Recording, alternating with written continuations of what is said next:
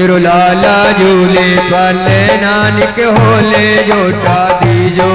मेरो लाला झूले पले नानक होले झोटा दीजो। मेरो लाला झूले पले नानक होले झोटा दीजो। मेरो लाला झूले पले नानक होले झोटा दीजो। भैया झूले पले नानक होले झोटा दीजो। कन्हैया झूले पले नानक होले झोटा दीजो। कन्हैया झूले पले नानक होले झोटा दीजो। कन्हैया झूले पले नानक होले झोटा दीजो। कन्हैया झूले पले नानक होले झोटा दीजो। निक होले झोटा दीजो, निक धीरे झोटा दीजो।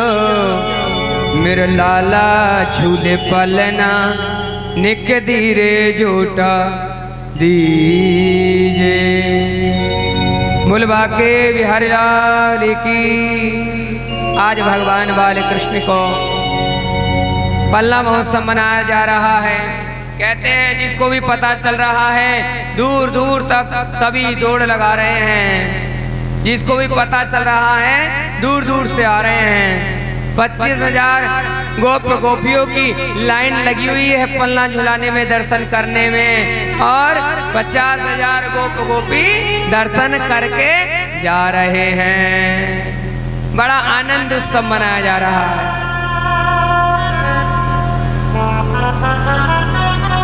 नंद बाबा ने कहा, बोले सभी जन्मोत्सव पल्ला महोत्सव मनाओ, हम मथुरा जा रहे हैं।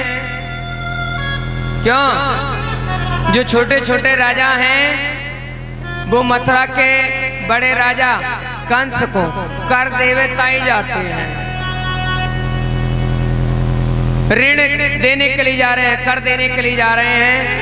उधर पल्ला महोत्सव मनाया जा रहा है। बड़ी सुंदर बात है भक्तों। आज रोहिणी मैया दूर से देख रही हैं। रोहिणी मैया दूर से ही देख रही हैं। रोहिणी च महाभागा नंद गोप भिन्न निंदिता। व्यचाराद दिव्य भाषा इस्त्र कंठा भरण भूषिता। रोहिणी मैया दूर से देख रही हैं कि मैं महोत्सव में नहीं जा सकती हूँ। रोहिणी मैया महोत्सव में क्यों नहीं जा रही हैं? कहते हैं क्योंकि रोहिणी मैया किसकी पत्नी है? वासुदेव जी की पत्नी है। और वासुदेव जी तो कारागार में हैं, जेल में हैं। कहते हैं जिनके पति जेल में चले जाएं, कारागार में बंद हो जाएं, उन्हें महोत्सव मनाने का आज्ञा नहीं है। श्रृंगार करने की भी आज्ञा नहीं है। जिनके पति घर पर नहीं रहते हैं उन स्त्रियों को कम श्रृंगार करना चाहिए। जिनके पति दुविधा में फंसे हुए हों और बाहर रहते हों, घर पर ना रहते हों, उनकी पत्नियों को श्रृंगार कम करना चाहिए। महोत्सव में कम जाना चाहिए, इधर उधर कम घूमना चाहिए। श्रृंगार किस लिए करती हैं पत्नियां? अपने पति को रिझाने के लिए। लक्ष्मी जी ने श्रृंगार किया किस लिए? नारायण को रिझाने के लिए। सीता जी ने श्रृंगार किया किस लिए? राम जी को रिझाने के लिए। तो पत्नी किसके लिए श्रृंगार करती है? पति को रिझाने के लिए। पति तो दुविधा में है, परदेश गए हुए हैं। राम राम राम। तो उस पत्नी को श्रृंगार कम करना चाहिए। ये पतिव्रत धर्म निभाने वाली स्त्रियों के लिए है। रोहिणी मैया ने कहा मेरे पति तो जेल में हैं, मैं श्रृंगार करके कैसे जाऊं? क्यों? ब्रज में गोकुल में जब भी किसी बालक को बधाई देने के लिए जाते हैं, उसके माता पिता को बधाई देने के लिए जाते हैं, तो कहते हैं सज करके जाते हैं, श्रृंगार करके जाते हैं। अब मैं कैसे जाऊं? नहीं जा सकती। लेकिन फिर मन में विचार आया, क्या कहते हैं, आप विवाह पार्टी में सज करके नहीं जा सकते, लेकिन भगवान के कार्य में आप सज करके जा सकते हैं। भगवान के कार्य में आप जा सकते हैं। वो तो नारायण का रूप है, अवतार हैं, इसीलिए दूर से ही बेचारी दर्शन कर रही हैं। अन्य गोपियाएं दर्शन करने के लिए आ रही हैं, सुंदर सुंदर वस्त्र धारण किए। कहते हैं भक्तों, एक मैया जी जिनकी आयु 96 वर्ष हो गई है। कितनी आयु है गई? 96 वर्ष की आयु है गई, और मैया श्रृंगार कर रही हैं। मैया जी ने सुंदर वस्त्र पहने, 80 साल पुराना, 80 साल पूर्व वाला लहंगा चुनरी पहना है। 80 साल पूर्व, कब? जब मैया जी का विवाह हुआ होगा। जो विवाह में, शादी में जोड़ा पहना जाता है वो कभी पुराना नहीं होता है, वो हमेशा नवीन नया रहता है, कभी कदापि पुराना नहीं होता। दिखता भी कम है और सुनती भी थोड़ा ऊंचा है। सज रही हैं, कहते हैं संसार में किसी के लिए मत सजो, सजना है तो मेरे गोविंद के लिए सजो। सज रही है। आहा, अन्य गोपियों ने देखा और मैया को देख करके हंसने लगी। मैया को देख करके हंसने लगी। तब मैया ने पूछा, है गोपियों, काहे को हंस रही हूँ? काहे को हंस रही है? बोले चलो चलो मैया, काहे को ना हंस रही, चलो अब जल्दी। बोले ना, बताना पड़ेगी अब तो, काहे को हंस रही है? बोले मैया जी, बात ही हंसने की है। कारण मैया को देख के वो इसलिए हंस रही थी, कहते हैं माँ का श्रृंगार बड़ा अद्भुत हो रहा था। जो चीज होठों पे लगाने वाली थी वो तो आंखों पे लगा रखी थी, और जो आंखों में लगाने वाली काजल थी वो होठों पे लगा रखी थी। अद्भुत श्रृंगार लग रहा था, इसी वजह से वो गोपियां हंस रही थी। काजल तो लगा लिया होठों पे और जल्दी जल्दी में लाली लगा ली आंखों में। तो बोले मैया हंसे ना तो और क्या करें, एक बार प्रेम से बोलना पड़ेगा। गोविंद के लिए ऐसी ऐसी लीलाएं हो रही हैं। आगे बढ़े, कहते हैं भक्तों, दर्शन करने के लिए आज भगवान 6 दिन के हो गए, और उधर मथुरा में नंद बाबा ने प्रवेश किया। कुछ दिन के लिए कंस ने वसुदेव और देवकी को छोड़ दिया। किस लिए? बोले अपने बालक के पास अवश्य जाएंगे, जरूर मिलने जाएंगे। इसलिए नंद बाबा को वसुदेव जी मिले, और नंद बाबा जी ने कहा, वसुदेव जी मुझे आज बहुत दुख हो रहा है, बड़ी पीड़ा हो रही है।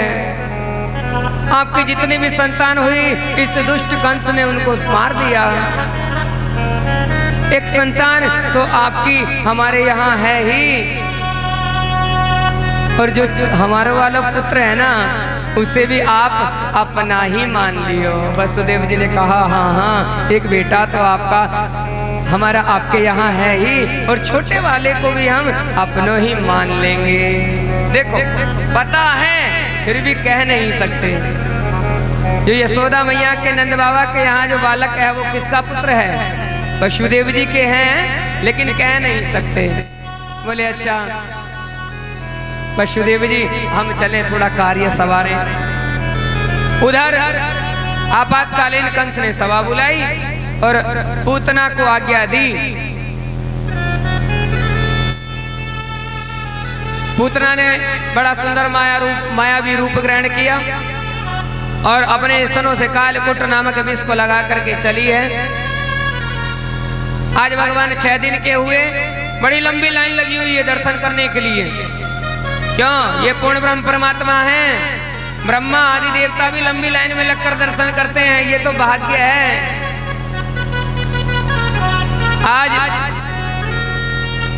लंबी लाइन में लगी, गोपियों ने सोचा कोई यशोदा मैया की सखी दर्शन करवे ताई आई होगी।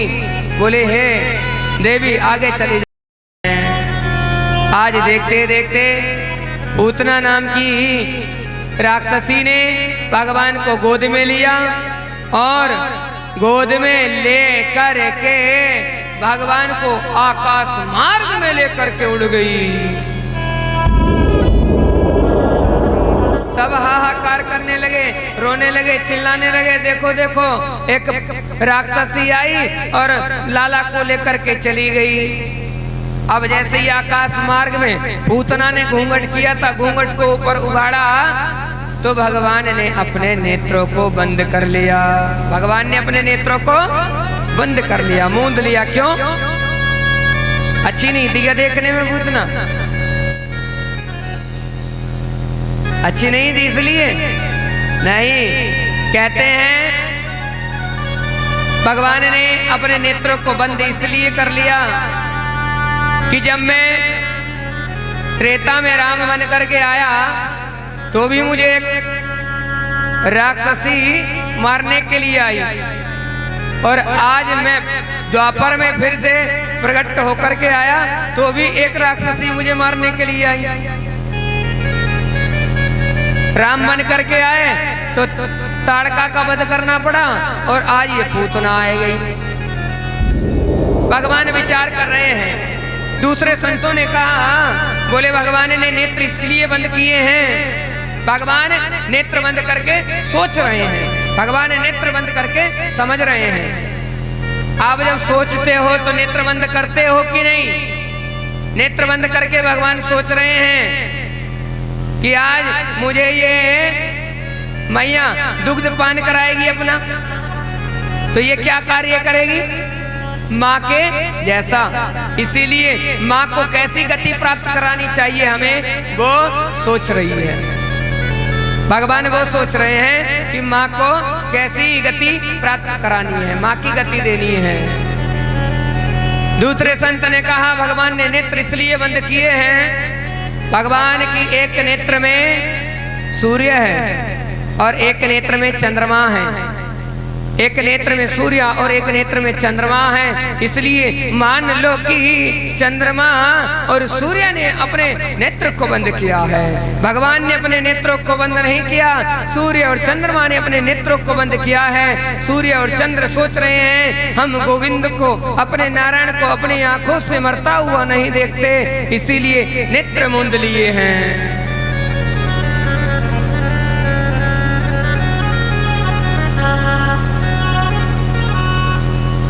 आज देखते ही देखते पूतना ने अपने स्तन को भगवान बाल कृष्ण के मुख से लगाया। पूतना लोक वागिनी राक्षसी रुधिराशना जिगासयपि हरये स्तनम दत्वा अपसदितिम।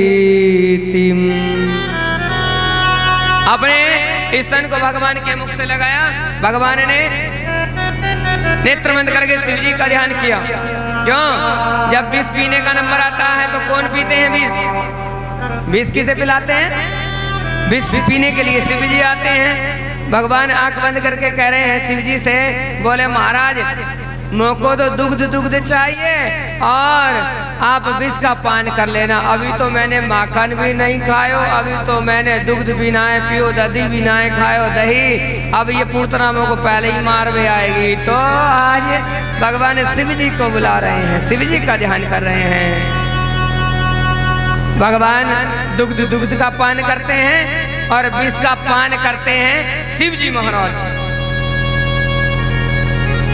पूतना ने विचार किया, ये नन्हा सा वाला कब कुछ ही देर में मरने वाला है, 2, 4, 5, 10 मिनट में मर जाएगा। लेकिन 10 मिनट बीती, 20 मिनट बीती, महाराज एक घड़ी बीत गई, 24 मिनट की घड़ी बीत गई।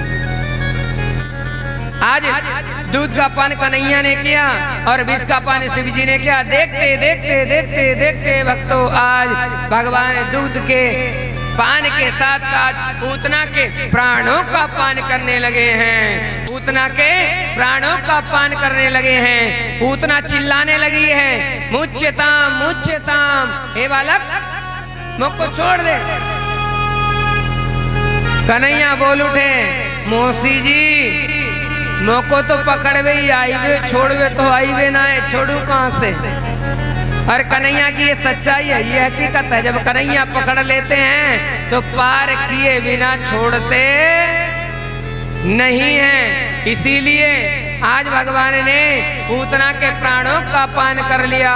बोल गोविंद भगवान की। पूतना का विराट रूप पृथ्वी पर आकर के पड़ा तो जितने भी वृक्ष पेड़ पौधे पूतना के अंग के शरीर के नीचे चढ़ चढ़ करके टूट गए। सभी ग्वाल वाले दौड़े, मैया दौड़ी, सखियां दौड़ी, गोपियां दौड़ी। उधर से नंद बाबा भी चिल्लाते आए। भक्त स्थल पर गिलोय कर रहे थे भगवान। उठा करके भगवान को गोद में लिया और गोकुल वासियों ने पूतना के अंगों को, महाराज इतना बड़ा रूप है पूतना का।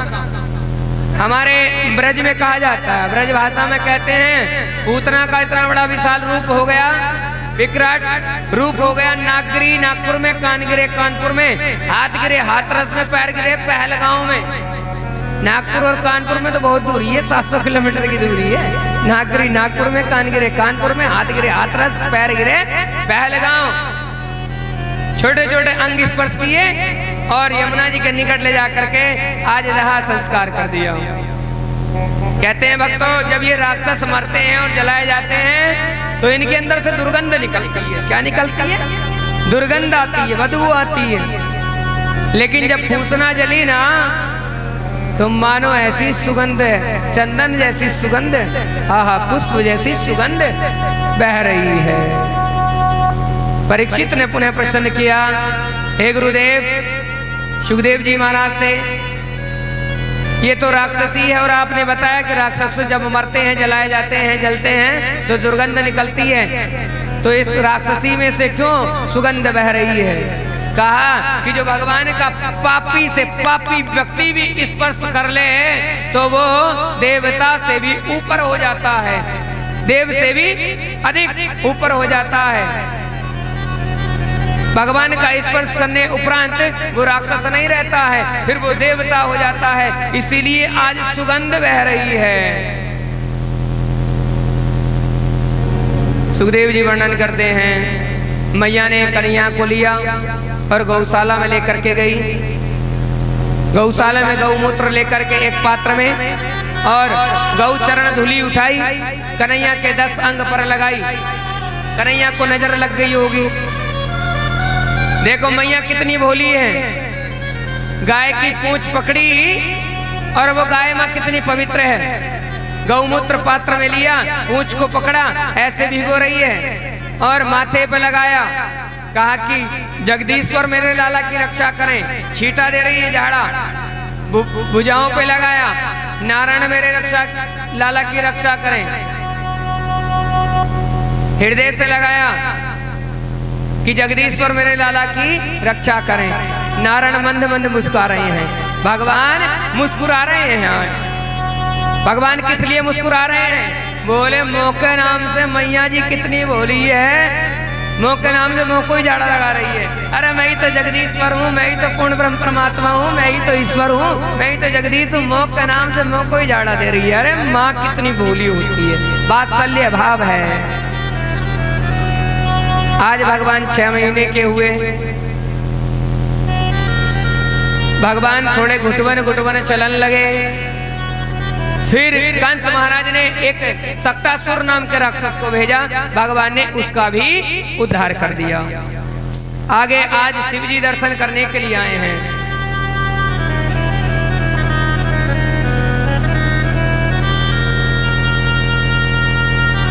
आज शिव जी बाल कृष्ण के दर्शन करने के लिए आए हैं। भक्तों कहते हैं जब जब भी भगवान अवतरित होते हैं, पृथ्वी पर आते हैं, तब तब शिव जी महाराज दर्शन करने के लिए जरूर आते हैं। आज शिव जी ने बड़ा सुंदर रूप लिया है। भक्तों कहते हैं आज शिव जी बड़े तपस्वी के रूप में बन करके आए हैं। शिव जी ने तपस्वी का रूप लिया है, शंकरानंद जी महाराज का रूप लेकर के आए हैं। लेकिन शिव जी कितने ही भेष बदल ले, शिव जी महाराज कितने ही भेष बदल ले, दो चार पहचान ऐसी है, मस्तक पर चंदा, शीश पे गंगा और गले में नाग। मैया के द्वार पर पहुंचे हैं। मैया कहने लगी, है जोगी क्या चाहिए? मोती चाहिए, हीरा चाहिए, माला चाहिए, कंठी चाहिए, हैं? भिक्षा चाहिए, अन्न चाहिए, धन चाहिए, वस्त्र चाहिए, क्या? तो शिव जी महाराज ने कहा, बोले मैया मोको कुछ ना चाहिए, बस अपने लाल का दर्शन करा दे।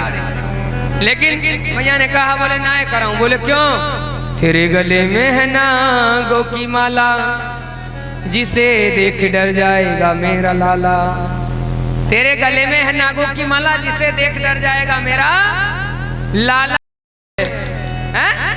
या तो हकीकत में नाग। लेकिन शिव जी ने कहा, अगर मैया दर्शन नहीं कराओगी तो मैं यहीं द्वार पे समाधि लगा दूंगा, यहीं द्वार पे समाधि लगा दूंगा आज यहीं। मैया ने कहा, मेरे घर के 10 द्वार हैं, एक पे लगा ले।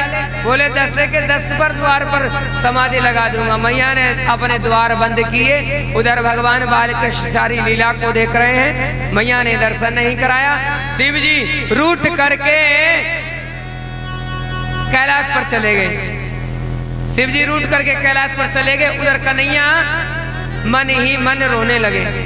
आज मैया छुपावे, सखिया छुपावे, ग्वाले छुपावे, कन्हैया रोए जावे, छुपे का नाम ही ना लेवे। तब एक गोपी ने कहा, बोले एक सखिन ने कहा, बोले हे मैया, यहाँ पास में एक बाबा रहता है और बाबा झाड़ फूंक करता है। मैं उस बाबा को लेकर के आती हूँ। मुझे तो लगता है तेरे लल्ला को नजर लग गई है। शिव जी के पास में गई और शिव जी से प्रार्थना की। शिव जी ने कहा, बोले नहीं, हम उस अभिमानी के पास नहीं जाएंगे। अब उसने अपने लल्ला का दर्शन नहीं कराया, हम नहीं जाएंगे। लेकिन कहते हैं भक्तों, आज सखी ने प्रियतन प्रयास किया और कहा कि चल रोगी नंद भवन में, तो ही यशोदा मात बुलावे, बाके लाल को नजर लगी है, राई लोन करवावे। चल रे रोगी नंद भवन में, तो ही यशोदा मात बुलावे, बाके लाल को नजर लगी है, राई लोन करवावे। आज नजर उतरवाने के लिए शिव जी को बुलाया है।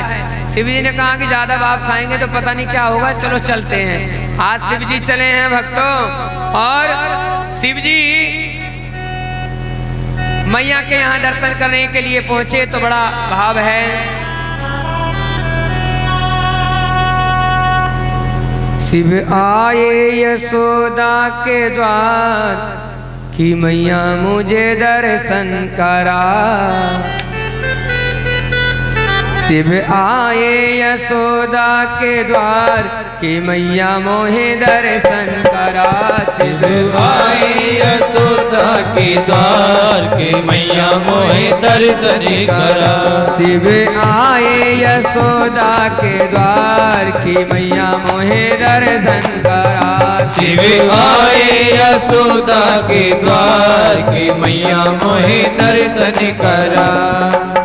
दर्शन करा मोहे दर्शन करा, दर्शन करा मोहे दर्शन करा। आइएगा शिव जी के साथ में कौन कौन और दर्शन करने चलना चाहते हैं, दोनों हाथ उठा के हरि बोल।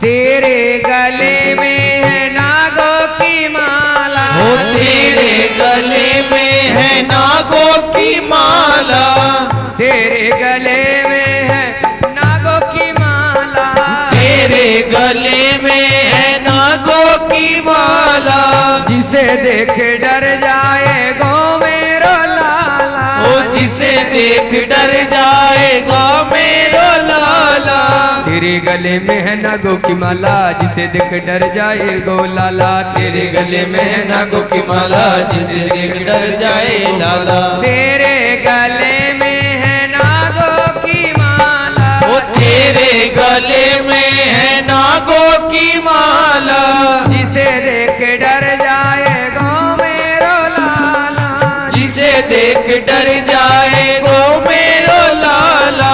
और शिव जी बोले ये डर जाएगा। हे माँ, मेरे गले में एक नाग है और मन में सोच रहे हैं जिस नाग पर ये सोता है उसके 7 फन हैं, ये नागों का खिलाड़ी है, इसकी लीला है हो, इसकी लीला है हो, इसकी लीला है अपरंपार हो, मैया मोहे दरस करा, ओ इसकी लीला है अपरंपार, ओ मैया मोहे दरस करा, शिव आए यशोदा के द्वार की मैया मोहे दरस करा, ओ शिव आए यशोदा के द्वार के मैया मोहे दर्शन करा, के मैया मोहे दर्शन करा, के मैया मोहे दर्शन करा।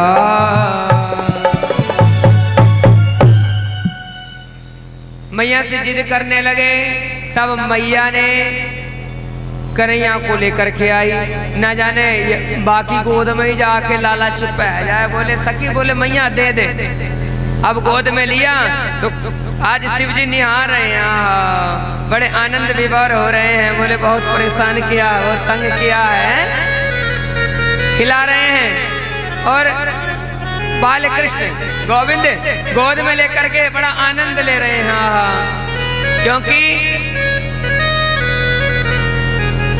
भगवान का नाम है बाके बिहारी। क्या नाम है? बाके बिहारी। बाके बिहारी किसको कहते हैं पता है आपको? बाके माने क्या होता है और बिहारी माने? बाके माने होता टेढ़ा, बाके टेढ़ा। और कन्हैया को कभी आपने सीधे खड़े हुए नहीं देखा होगा महाराज, जब भी खड़ा हुए ना ये टेढ़ा ही खड़ा हुए हैं, चरण देखो टेढ़ा, कमर देखो टेढ़ी, मुख देखो तो टेढ़ा, 3 जगह से टेढ़ा होके खड़ा हुए। और बिहारी कहते हैं आनंद लेने वाले और आनंद देने वाले को। बोल बाके बिहारी लाल की जय। आज बिहारी जी गोद में हैं और शिव जी को बड़ा आनंद की अनुभूति करा रहे हैं। अब मैया बोली ला, अब तो चुप है गया। अब मैया की गोद में लिया तो फिर रोवे। शिव जी ने कहा मैया ला, तो शिव जी की गोद में आवे तो चुप जावे और माँ की गोद में जावे तो रोने लगते हैं। तो अब मैया हार करके कहने लगी, रे रे जोगी नंद भवन में ब्रज में वासो कीजिए, कि हे जोगी नंद भवन में ब्रज में वास कीजिए, जब जब मेरो लल्ला रोवे तब तब दर्शन दीजिए। रे जोगी नंद भवन में ब्रज में वास कीजिए, और जब जब मेरो लल्ला रोवे तब तब दर्शन दीजिए। कि ब्रज में ही रहने लग तू जोगी, जब मेरा लल्ला रोगा तो तू तब तब दर्शन दीजिए, तब तब तुझे छुपाना पड़ेगा। शिव जी ने कहा, बोले मैया हम तो योगी हैं और योगी एक जगह नहीं रहते, इसीलिए एक काम करो मैया, अपने भवन में एक छोटा सा मंदिर बनवाओ। क्या बनवाओ? मंदिर। तो छोटा सा शिव जी का आत्मलिंग खड़ा हुआ वहाँ, और शिव जी को वहाँ स्थापित किया गया, और शिव जी का एक नाम पड़ा, बोले नंदीश्वर भगवान की। कहा जब जब भी अपने लल्ला को निलाओगी ना माँ, तो इस देवालय के पास में निलाना, इसके चरणों का जल इस देवालय पे चढ़ता रहे, तो ये कभी रोएगा नहीं, कभी परेशान नहीं करेगा। बोल शिव जी महाराज की जय। सुखदेव जी महाराज कहते हैं, परीक्षित, बड़ा आनंद हो रहा था उसी समय एक तृणावत नाम का राक्षस आया। तृणावत जानते हो किसको कहते हैं? तृणावत होता है बबूला। बबूला देखा है आपने? आंधी वाला बबूला, आंधी तूफान की तरह आया और कन्हैया को उठा करके गोल गोल आकाश मार्ग में ले गया। भगवान और ऊपर ले गए उसको। तब उस तृणावत नाम के राक्षस को भगवान से भय होने लगा। तब तृणावत के मन में विचार आया, मुच्यताम मुच्यताम, कि हे लाला मोको छोड़ दे छोड़ दे छोड़ दे। लेकिन भगवान ने कहा, मामा जी मोको तो पकड़वे आईवे, छोड़वे तो आईवे ना है। मोको तो पकड़ना आता है, छोड़ना आता ही नहीं है। भगवान ने ऊपर से छोड़ दिया, पहाड़ पर लगा और प्राणांत हो गया। बोल गोविंदाय नमो नमः। आज भक्त को कहते हैं,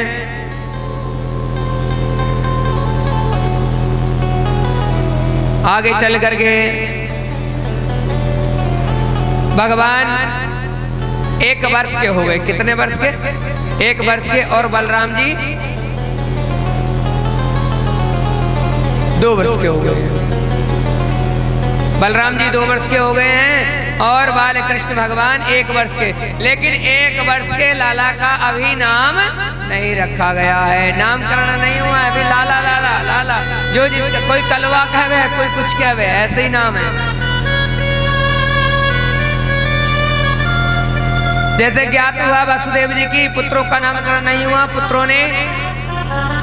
पुत्रों के नामकरण के लिए अपने कुल पुरोहित गर्गाचार्य जी को भेजा। किसको भेजा?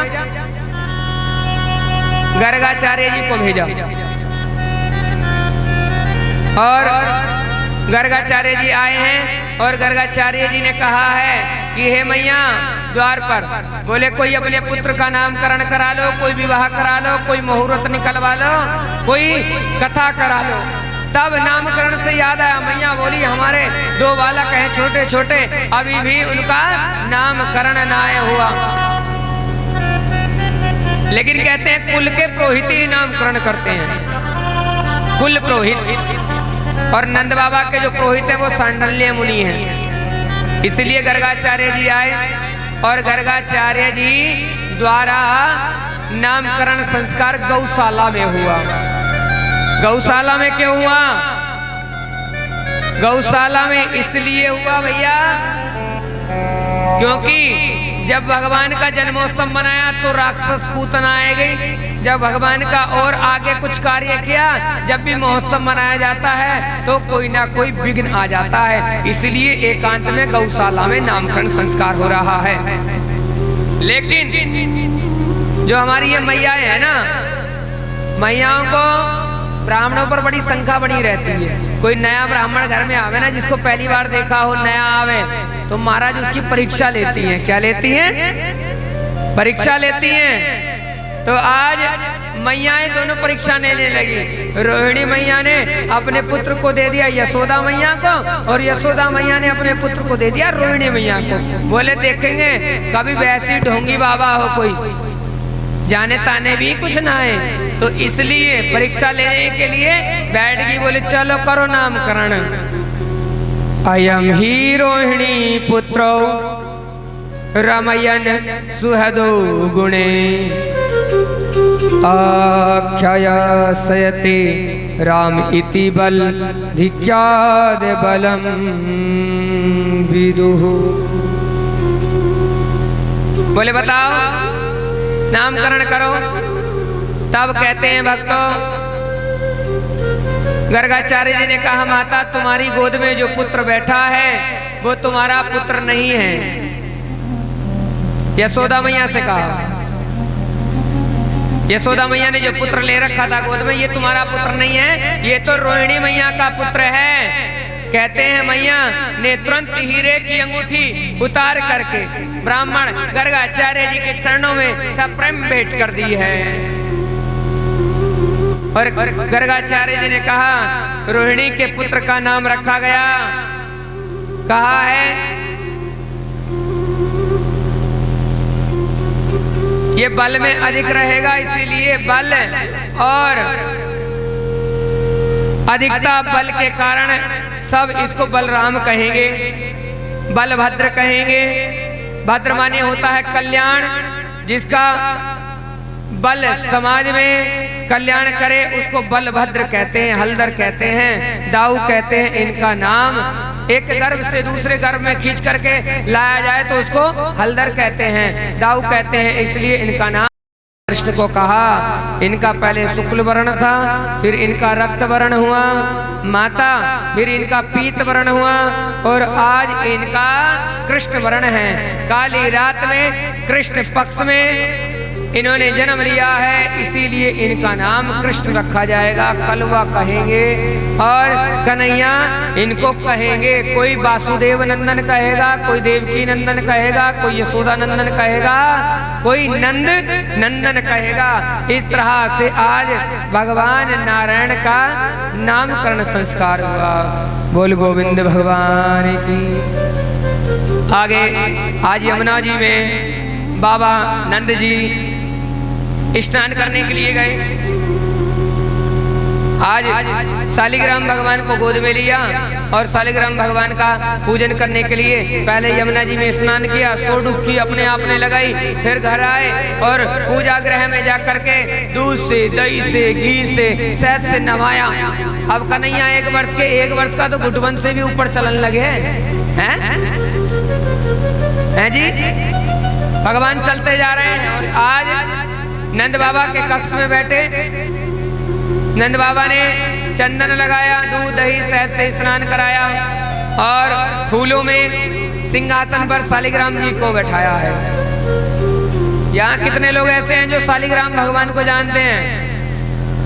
शालिग्राम जी को जानते हो? शालिग्राम जी को जानते हो? कैसे होते हैं? दिखने में कैसे होते हैं बोलो? काले। कैसे होते हैं? काले।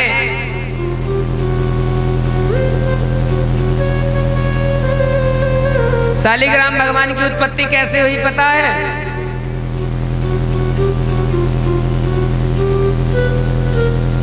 वृंदा के पति जलंधर को भगवान ने मार दिया था। जलंधर का रूप लेकर के भगवान वृंदा के पास गए थे, तब उस वृंदा ने अपने पति व्रत धर्म का जल हाथ में लेकर के भगवान को श्राप दिया, बोले जाओ आज से पत्थर के हो जाओ। तो भगवान पत्थर के हो गए थे। तो वही शालिग्राम जी हैं, काले से रहते हैं, इतने बड़े गोल गोल काले से शालिग्राम जी। कहते हैं दूध से, दही से, शहद से और एक तुलसी पत्र जरूर शालिग्राम जी पर चढ़ाया जाता है। आज भगवान कक्ष में पहुंचे, बाबा जी तो मंद मंद पूजा कर रहे हैं और मंत्र जप रहे हैं, भजन कर रहे हैं, तो अपने ऊपर वस्त्र झाँप लिया है। ध्यान से सुनो थोड़ा। अपने मुख पर वस्त्र झाँप लिया है, जिससे भजन बाधा में कोई बाधा ना आए, बिगड़ ना पड़े, इसलिए भजन कर रहे हैं। इतने में ही बाल कृष्ण भगवान ने, कन्हैया ने शालिग्राम जी को अपने मुंह में रख लियो। शालिग्राम जी ने अपने मुंह में रख लियो शालिग्राम जी को। आज अब जैसे ही नेत्र खुले, आंख खुले, बाबा ने कहा, बोले कन्हैया लाला मेरो भगवान देखो तो शालिग्राम जी देखो, यहाँ तो सिंहासन पे है ना।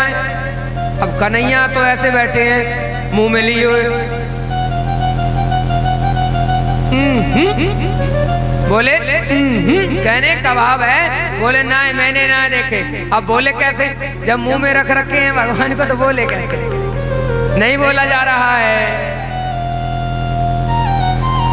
नंद बाबा समझ गए, बोले कुछ दाल में काला है, कुछ गड़बड़ है।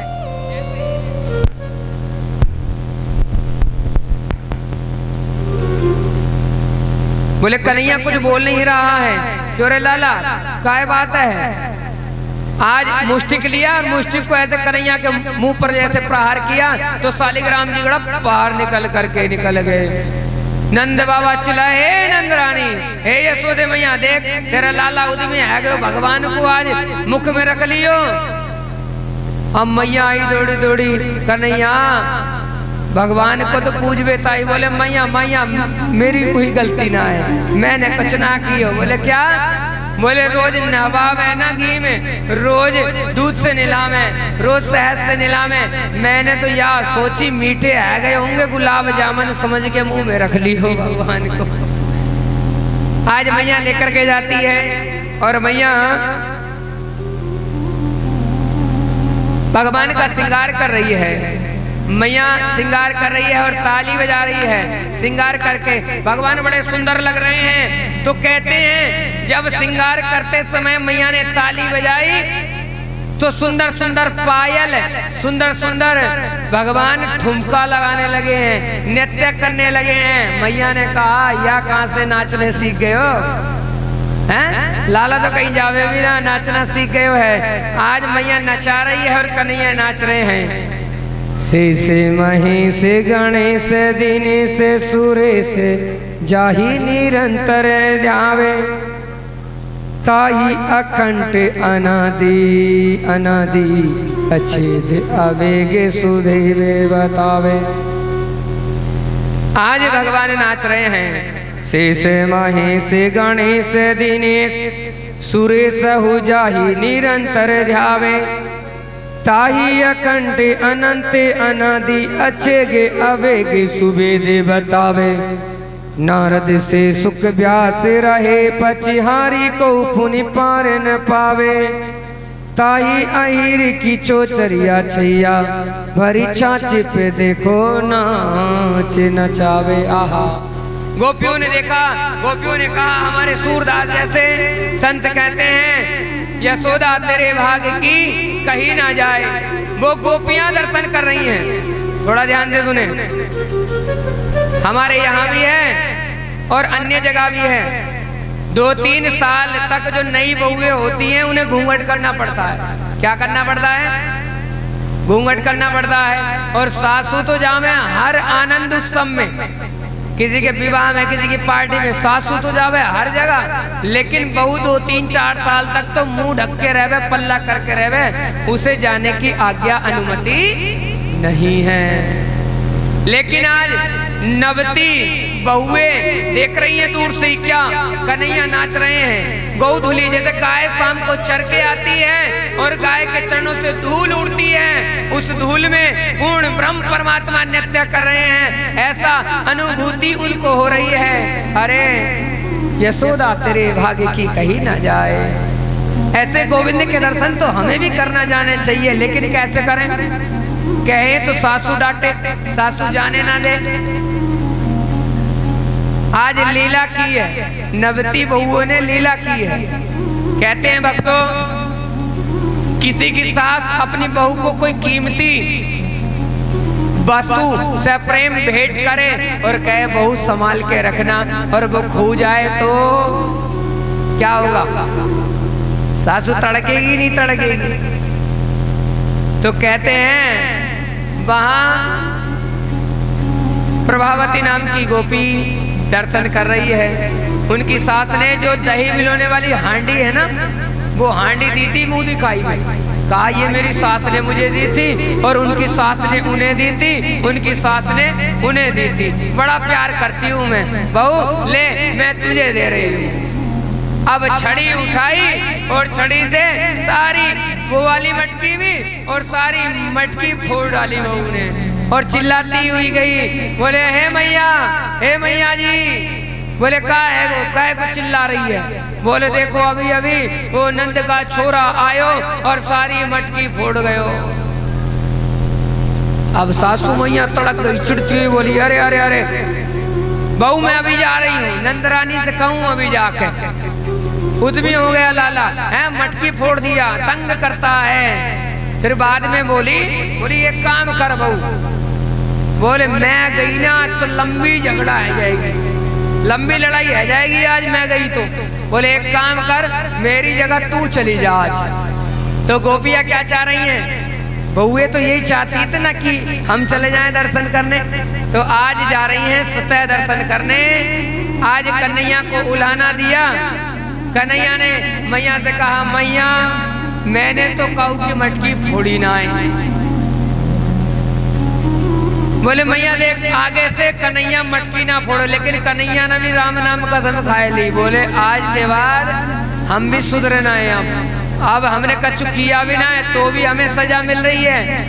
मैया को देख करके कन्हैया थर थर कांपने लगे, होठ नीले पड़ गए, हृदय कांपने लगा। बोले मैया मारेगी जरूर, मैया मारेगी जरूर। मैया ने कन्हैया को कहा, है लाला इधर हैं दारी को तो को माखन मटकी चुराने की फोड़ने का आवश्यकता पड़ रही है। अपनों घर का काम है माखन घी दूध। अरे राजा का बेटो है, लाखों गैया पल रही हैं, माखन की घी की दूध। काऊ के घर कहीं कमी रह गई क्या? उलाना लेके आवे। कन्हैया को डांट पड़ रही। मैया के डर के मारे कन्हैया कुछ बोल नहीं रहे, लेकिन मन मन में कह रहे हैं इस गोपी को जरूर बताऊंगा। उसी दिन से कन्हैया ने एक मंडली बनाई, एक मंडली बनाई अपनी, बाल गोपाल चौर्य विद्या प्रचार मंडल। मंडली का नाम है बाल गोपाल विद्या चोर विद्या प्रचार मंडल। तन सुख मन सुख मधु मंगल श्री दामा सबको एकत्रित किया। अपने घर ही माखन की चोरी की। कहते हैं अपने घर पकड़े गए तो मार भी ना पड़ेगी, इसलिए कन्हैया अपने घर में ही माखन की चोरी कर रहे हैं, लीला कर रहे हैं। मैया ने जैसे आवाज लगाई है, काय खड़बड़ा है रहे हो, देख मैया चिढ़ाए रोमो को भी, देख देख बा देख बा, अब भी चिढ़ाए रोमो को। मैया बोली दारी के नाय सुधरे। आहा बोले चल कोई बात ना, चुरान लेन दे, कोई कमी ना पड़ रही। लेकिन एक बात बता कन्हैया, तेरे हाथ पे माखन कहाँ से लग गो, कहाँ से लग गो माखन? अब कन्हैया बोले अब क्या कहे मैया को, पकड़े जाएंगे जरूर, मैया मारेंगे जरूर। तो मैया से कहने लगे मैया देख तनी कितनी गर्मी है रही है, कितनी गर्मी है रही है। और मैया तैने जो कड़ूलो पहना रखा ना, ये कड़ूलो पहना रखो, इसमें जलन है रही है। क्या हो रही है? जलन हो रही है। और माखन क्या है? नवनीत समाना। माखन को नवनीत कहा जाता है, शीतल कहा जाता है। इसीलिए मैया गर्मी हो रही, जलन है रही, तो हाथ पे माखन लगा लिया ठंडक के लिए। हम मैया को चला रहे हैं कन्हैया। एक मैया कहने लगी चल हाथ में तो लगा लिए, कड़ूलों में जलन है रही, लेकिन मुख पे कैसे पहुंच गए हो, या मुख पे कैसे पहुंच गए हो माखन? आय हाय कन्हैया बोले पकड़े गए। अब कन्हैया बड़े चतुर हैं। कन्हैया कह रहे मैया जलन यहाँ से चलती चलती चलती चलती चलती चलती यहाँ भी आए गई, जलन यहाँ चलती चलती आए गई, इसीलिए मैंने यहाँ भी नवनीत मक्खन लगा लिया। एक बार कन्हैया के लिए जोरदार ताली। प्रेम से बोलना पड़ेगा राधे।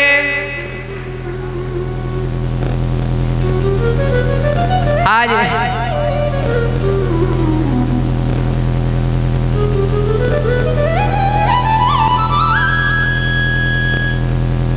भगवान की उस लीला को देख करके मैया ने बड़ा स्नेह जताया, और मैया ने गोद में कन्हैया को बैठाया और कहा आगो आ बैठ मेरी गोदी में, आ बैठ मेरी गोदी में, तुझे इतना दुलार दूं, आए हाय नजर ना लग जाए तेरी नजर उतार दूं।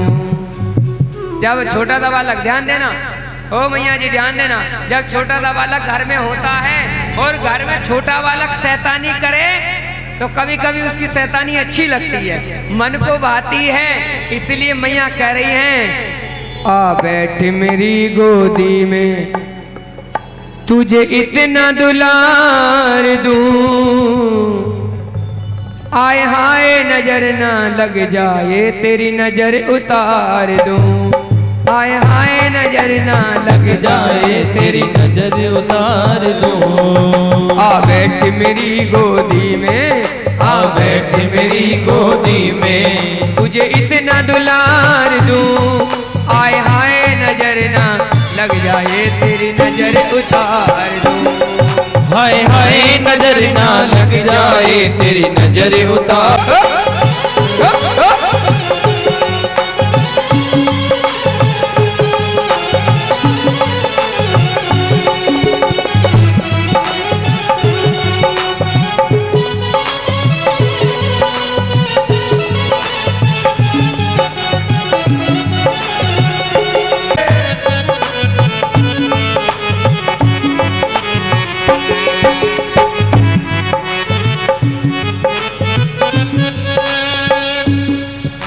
सूरज है तू चंदा है मेरी आंखों का तारा, अरे मेरी आंखों का तारा। तू सूरज है तू चंदा है मेरी आंखों का तारा, अरे मेरी आंखों का तारा। मेरा तो मानना ये है कि संसार को अपने नेत्रों में मत बसाइएगा, मेरे गोविंद को नेत्रों में बसाएं। दोनों हाथ उठा के बोले, तू सूरज है तू चंदा मेरी आंखों का तारा, अरे मेरी आंखों का तारा। आंखों का तारा, अरे मेरी आंखों का तारा। तू सूरज है तू चंदा है मेरी आंखों का तारा, अरे मेरी आंखों का तारा। अरे मेरी आंखों का तारा, अरे मेरी आंखों का तारा। आ बैठ मेरी गोदी में, आ बैठ मेरी गोदी में, तुझे इतना दुलार दूं, आए हाय नजर ना लग जाए तेरी नजर उतार। कौन कौन बैठाना चाहता है कन्हैया को अपनी गोद में? हाथ उठा के दिखाओ। वजन ज्यादा लग रहा होगा ना, तो इसी वजह से हाथ ऊंचे नहीं कर रहे, थक गए हैं। तो गाओ मिलके, आ बैठ मेरी गोदी में, आ बैठ मेरी गोदी में, तुझे इतना दुलार दूं, आए हाय नजर ना लग जाए तेरी नजर उतार दूं। आए नजर ना लग जाए तेरी नजर उतार लो।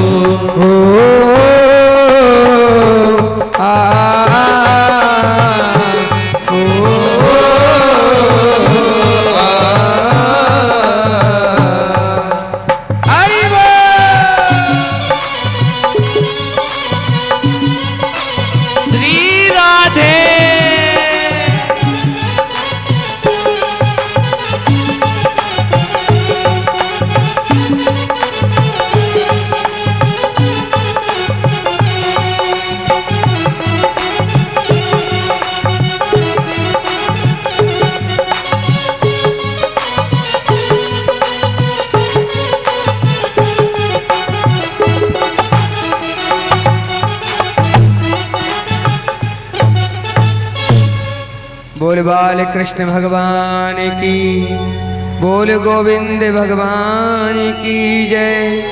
जय जय श्री राम।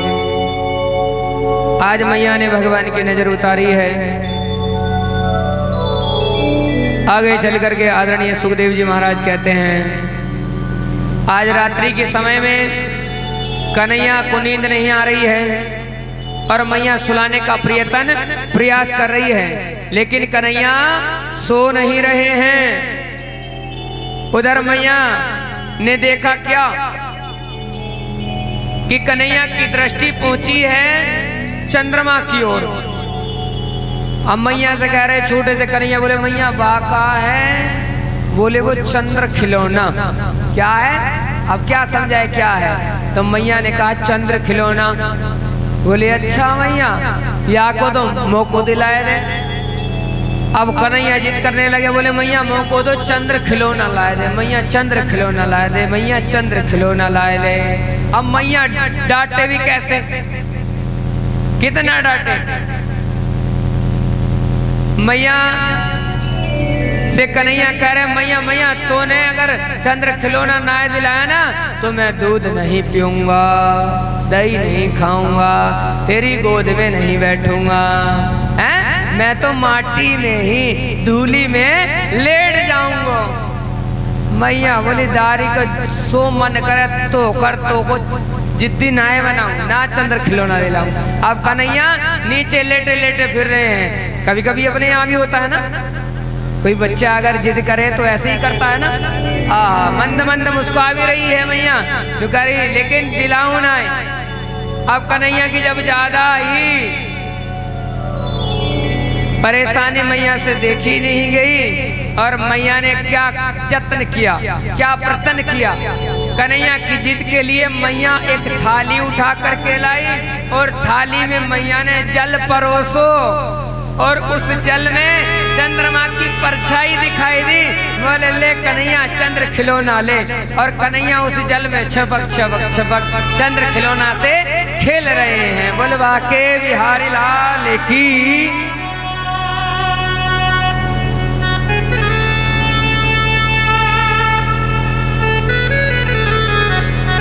आगे भक्तों कहते हैं आज मैया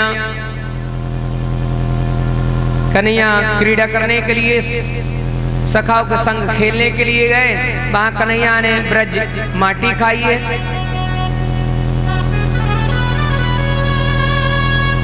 जब माटी खाई है तो मधुमंगल ने आकर के बताया माँ माँ यशोदा मैया आज तो कन्हैया ने माटी खाई है। अब कन्हैया ने कान पकड़ के कहे कि मैया मैंने माटी नहीं खाई है। मैया ने कहा मुंह दिखाओ, मुंह आ करो। जैसे ऐसे मुंह को खोला तो मैया की दृष्टि में मुख के अंदर सारा ब्रह्मांड दिखा। कैलाश, उतल वितल सुतल लोक, परलोक, स्वर्गलोक, मृत्युलोक, और जहां मैया बैठी है वो भी स्पष्ट दिखाई दे रहा है। अब मैया चकरा रही है। कन्हैया ने सोचा मैया ने सब कुछ जान लिया कि ये तो पूर्ण ब्रह्म परमात्मा है, तो आज संकट आ जाएगा। इसीलिए आज मैया की बुद्धि से उस दृष्टि को ओझल कर दिया। मधुमंगल ने कहा बोले मैया अब काय मुख में थोड़ी गई होगी, वो तो पेट में चली गई होगी माटी। मैया ने ओखल से बांध दिया, कन्हैया को ओखल से बांधा। जैसे घुमा के रस्सी लावे 2 अंगल कम पड़ जावे, घुमा के रस्सी लावे 2 अंगल कम पड़ जावे। मैया को आज परेशान करके आनंद ले रहे हैं कन्हैया। कन्हैया ने अपनी स्वेच्छा से बोले मैया थक गई, तब बोले दारी के बंध है मत बंध ले, छोड़ करके मैया चली गई। भगवान अपने दूध को, मैया अपने दूध को संवारने के लिए चली गई। कहा तेरे चक्कर में मेरा दूध उफन जाएगा, दूध सारे में गिर जाएगा, मैं तो चली छोड़ करके। कन्हैया को क्रोध आ गया। कन्हैया ने जैसे ओखल को लेकर के आगे कदम बढ़ाया तो 2 वृक्ष हैं वहां खड़े हुए, यमला अर्जुन। यमला अर्जुन का वृक्ष देखा आपने? हमारे यहाँ तो खूब खड़े हैं। यहाँ यमला अर्जुन के वृक्षों में स्पर्श हुआ और यमला अर्जुन के जो वृक्ष हैं दोनों चढ़ चढ़ चढ़ चढ़ करके टूट गए और 2 बड़े सुंदर देव रूप लेकर के प्रकट हुए। कहने का तात्पर्य है ये यमला अर्जुन के जो वृक्ष हैं ये कुबेर के पुत्र हैं मणि और गिरीश। एक बार इन्हें नारद जी ने श्राप दे दिया था। कहते थे जो संतों को, जो ब्राह्मणों को, पहले समय में जो संतों को ब्राह्मणों को हाथ जोड़ करके प्रणाम नहीं करते थे, नमस्कार नहीं करते थे, तो उन्हें श्राप दे दिया नारद जी ने, जाओ झुक करके प्रणाम नहीं किया, जाओ वृक्ष बन जाओगे, दोनों खड़े रहोगे। तो वृक्ष बन गए। बोले हमारी मुक्ति का यत्न बताओ, जब कन्हैया गोपाल आएंगे उनके स्पर्श से तुम्हारी मुक्ति हो जाएगी। आज भगवान ने मणिग्रीव कुबेर के पुत्रों की उद्धार किया। आगे भक्तों कहते हैं आज ग्वाल वाले सभी मन में विचार करने लगे। ग्वाल वालों के मन में विचार आया, बोले जब से लाला जन्म लियो ना तब से कोई ना कोई राक्षस हम पे आवे मारने के लिए विपत्ति आ रही है। ध्यान से सुनना। कहते हैं जिस नगर में जो लोग रहते हैं वहां बार बार परेशानी आए तो वो उस गांव को छोड़ करके चले जाते हैं। तो आज ग्वाल वाल नंद बाबा उस गोकुल धाम को छोड़ करके जा रहे हैं और नंद बाबा के भ्रात ने बताया, बोले सबसे सुंदर जगह है वृंदावन, आइएगा। सब वृंदावन जा रहे हैं रात्रि में, लेकिन सबको पता लगा तो सब बैलगाड़ी जोड़ करके सब नंद बाबा के पीछे। बोले जहाँ नंद जी वहाँ हम सब। तो कहाँ पहुँच गए? वृंदावन। आइएगा, थोड़ा भाव बना करके बैठे, बच्चों को शांत रखें, निवेदन करेंगे हाथ जोड़ करके। और इन माताओं से भी निवेदन है, ये पीछे बात करती रहती हैं, कई रोज से हम देख रहे हैं।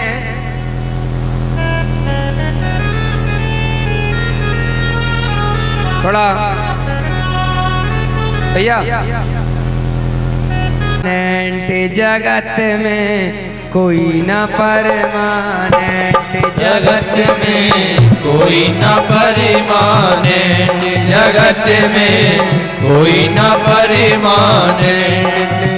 तेल चमेली चंदन साबुन, तेल चमेली चंदन साबुन, तेल चमेली चंदन साबुन, तेल चमेली चंदन साबुन। चाहे लगा लो सेंट, जगत में कोई न परमानेंट, जगत में कोई न परमानेंट। ऐसे नहीं दोनों हाथ उठा के और कहना है कि अगर अच्छे कर्म करोगे तो वहां भी कदर है, वहां भी इज्जत है, और बुरे कर्म करोगे ना यहाँ इज्जत ना वहां इज्जत। और संसार में कोई परमानेंट नहीं है, चाहे कितना कुछ लगा लेना, पाप को छुपाने के लिए चाहे कितना ही प्रयत्न कर लेना, जगत में कोई न परमानेंट, जगत में कोई न परमानेंट। तेल चमेली चंदन साबुन, तेल चमेली चंदन साबुन। चाहे लगा लो सेंट, जगत में कोई न परमानेंट, जगत में कोई न परमानेंट।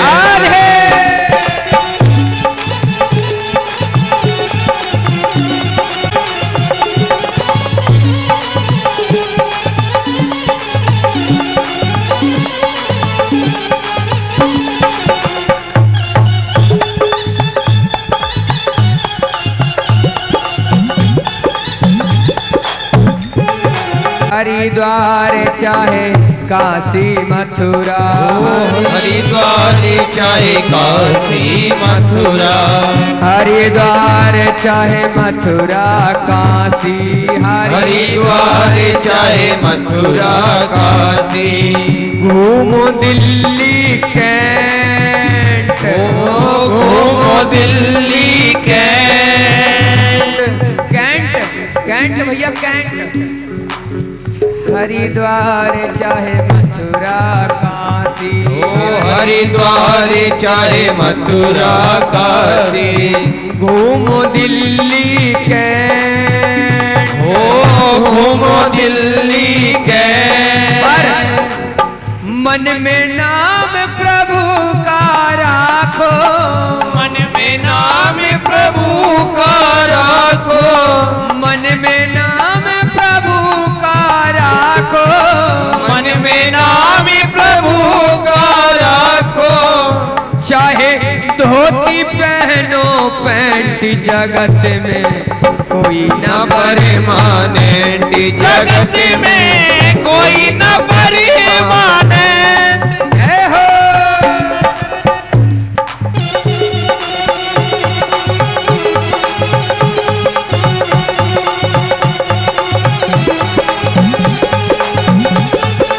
हाथ उठा करके कहते हैं कुछ भी पहन लेने से कुछ नहीं होता है। कहीं भी रहो, हर घड़ी हर समय भगवान के नाम का जाप करते रहना चाहिए, भगवान को मनाते रहना चाहिए, क्योंकि भगवान को मनाने से ही आप प्रभु के चरणों में जाएंगे, प्रभु को दिखा सकते हैं।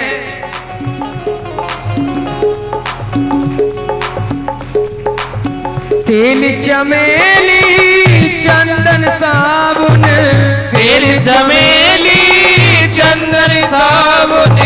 चाहे लगा लो सेंट, जगत में कोई न परमानेंट, जगत में कोई न परमानेंट। और आवागमन लगी दुनिया में, आवागमन लगी दुनिया में, आवागमन लगी दुनिया में, आवागमन लगी दुनिया में। जगत है रेस्टोरेंट, ओ जगत है रेस्टोरेंट। ये जगत, ये संसार, आवागमन लगी दुनिया में जगत है रेस्टोरेंट। कोई आ रहा है, कोई जा रहा है, कोई खा रहा है, कोई पी रहा है। जगत है रेस्टोरेंट, जगत है रेस्टोरेंट। अंत समय में उड़ जाएंगे, अंत समय में उड़ जाएंगे तेरे तंबू टेंट जगत में कोई न परमानेंट। जगत में कोई न परमानेंट। अंत समय में उड़ जाएंगे, अंत समय में उड़ जाएंगे तेरे तंबू टेंट जगत में कोई न परमानेंट। जगत में कोई न परमानेंट। जगत में कोई न परमानेंट। जगत में कोई न परमानेंट। जगत में कोई न परमानेंट।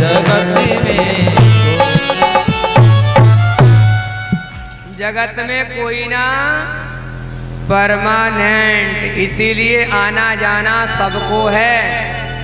आज सुखदेव जी महाराज कहते हैं, जब कोई जीव, जब कोई परिजन, जब कोई मनुष्य तंग हो जाता है तो वो उस स्थान को छोड़ करके दूसरे स्थान पर चला जाता है। आज सभी वृंदावन चले गए। कहाँ चले गए? वृंदावन। वृंदावन किसको कहते हैं? कहने का तात्पर्य है वृंदावन का भाव क्या है? वृंदावन को वृंदावन क्यों कहा गया? वृंदा किसको कहते हैं?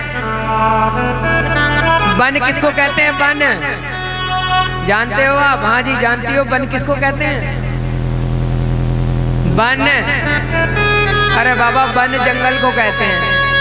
किसको कहते हैं? जंगल को। और वृंदा तुलसी। वृंदा माने तुलसी और वन माने जंगल। तुलसियों के जहाँ खूब जंगल थे, जहाँ यमुना जी थी, वहाँ उस तुलसी जंगल का नाम रख दिया गया वृंदावन। बोल वृंदावन धाम की। आज वृंदावन में रहने लगे। नम वृंदावनम नाम पशव्यम नवकाननम गोप गोपी गवाम सेव्यम पुण्यद्रीण विरुधम। वृंदावनम गोवर्धनम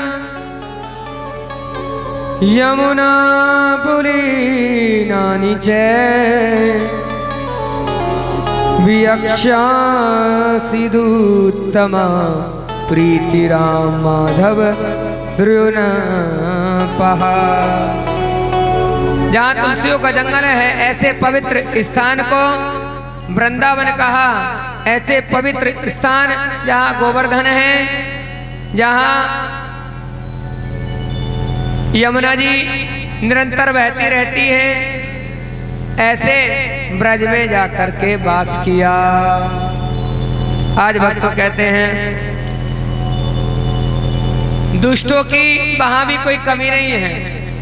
बकासुर नाम का एक राक्षस कंस ने और भेजा।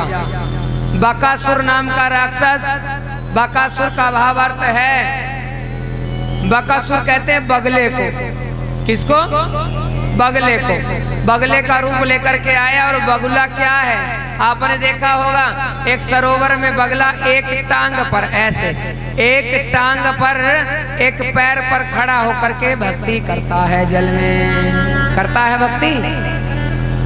तरह की आपको तो यह बात नहीं पता, वो भक्ति नहीं करता, बगला कभी भक्ति करता होगा? जल में एक पैर पर खड़े होकर के वो अपना भोजन ढूंढ रहा है, वो अपना भोजन ढूंढ रहा है।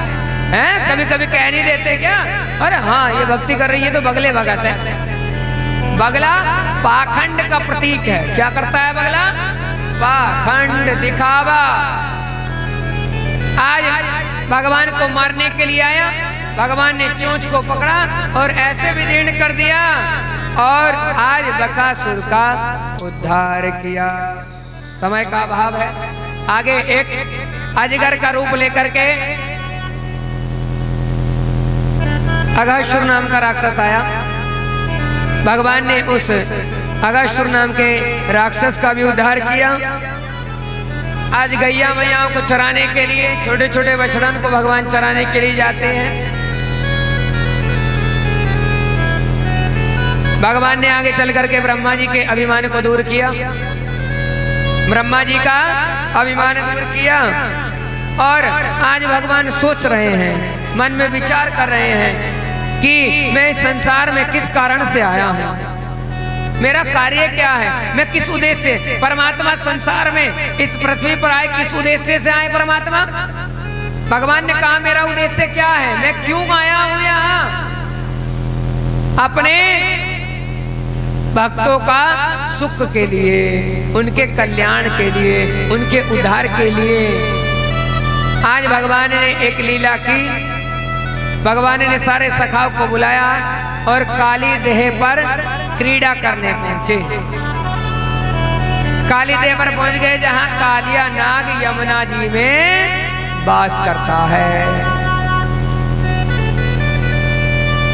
यमुना जी को उस नाग ने विषैला कर रखा है। जो भी गैया मैया उस का जल ग्रहण करती हैं वो मूर्छित हो जाती है। छोटे छोटे जो बालक हैं वो वहां जाते हुए भयभीत तो होते हैं। और तो और उस जगह पर कोई पक्षी भी उड़ के जाता है ना, वो भी गिर जाता था। इतना प्रभाव था उस कालिया नाग का। भगवान क्रीड़ा करने गए और क्रीड़ा करते करते भगवान ने गेंद को ऊपर उछाला और उसी काली देह पर जा करके यमुना जी में जहां कालिया नाग रहता था वहां गिरा दिया। श्री रामा चिल्लाने लगे, बोले कन्हैया कन्हैया लाला मोको तो वही गेंद चाहिए। भगवान ने कहा, बोले लाला मैया से और गेंद दिलाए दूंगा, लेकिन जिद की। बोले ना कन्हैया मोको तो वही गेंद चाहिए तो चाहिए। आज सबने रोकने का प्रयास किया, कदम के वृक्ष पर चढ़ गए भगवान और जैसे ही यमुना जी में कूदने के लिए तैयार हुए, बोले ना कन्हैया हमें गेंद ना चाहिए। बोले इसमें तो नाग रहता है, वो तुझे डस लेगा, हमारे मित्र को खा लेगा, और ऐसी गेंद का हम क्या करेंगे जब हमारा मित्र ही नहीं रहेगा। लेकिन कन्हैया ने एक नहीं मानी और उसी यमुना जी में छलांग लगा दी है। आज उसी यमुना जी में छलांग लगाई और जैसे ही पहुंचे उस कालिया नाग के समक्ष, कालिया नाग ने कहा, कौन है, कौन है? तभी जो कालिया नाग की पत्नियां हैं बड़ी सुंदर रूप से भगवान को देख रही हैं और कन्हैया को बुला रही है, लाला इधर आ, इधर। अरे बालक, अरे क्यों अपने इस सुंदर काया को भस्म करना चाहता है? क्यों? अरे क्यों मौत को गले लगाने आया है? हम कहते हैं जा लौट जा। अरे कितना सुंदर बालक है। अरे पुत्र, ऐसा तो हमारा पुत्र होना चाहिए। पुत्र के भाव से देख रही हैं। कन्हैया ने भी उन्हें मैया कहा। बोले मैया हम ऐसे लौट करके नहीं जाने वाले हैं। कालिया नाग ने इस बात को सुना और कालिया नाग कौन है? मरने की चिंता नहीं है इसे।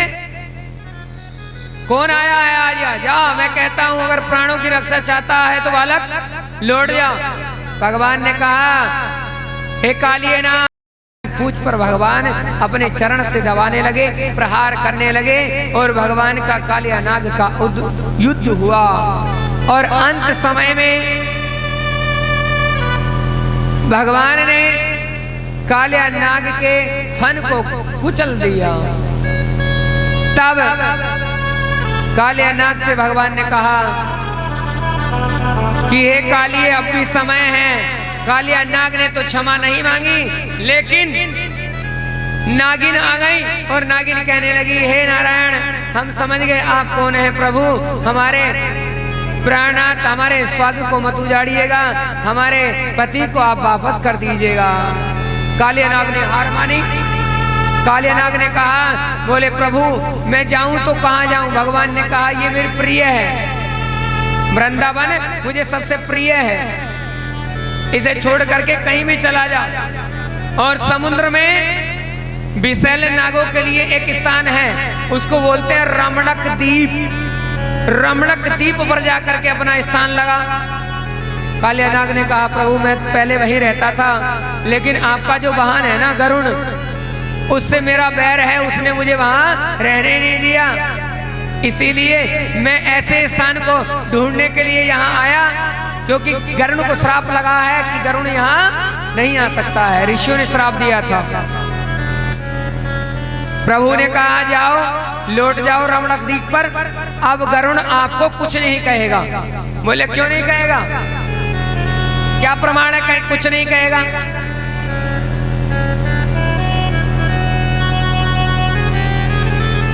इसलिए नहीं कहेगा क्योंकि उस कालियानाग के जो फन है, फन पर भगवान के चरण है। क्या है? चरण। जब भी कोई तुझे मारने के लिए आए तो फन नीचे कर देना, और मेरा दास होगा तो मेरे चरण को देख करके ही पीछे लौट जाएगा। बोल गोविंद भगवान की। आज कालियानाग के शेष पर भगवान ने नृत्य किया, और नृत्य करते हुए भगवान वापस आए। बोल गोविंद भगवान की। बोल बाके बिहारी लाल की। बोल वृंदावन धाम की। आज आगे श्री सुखदेव जी महाराज कहते हैं, भक्तों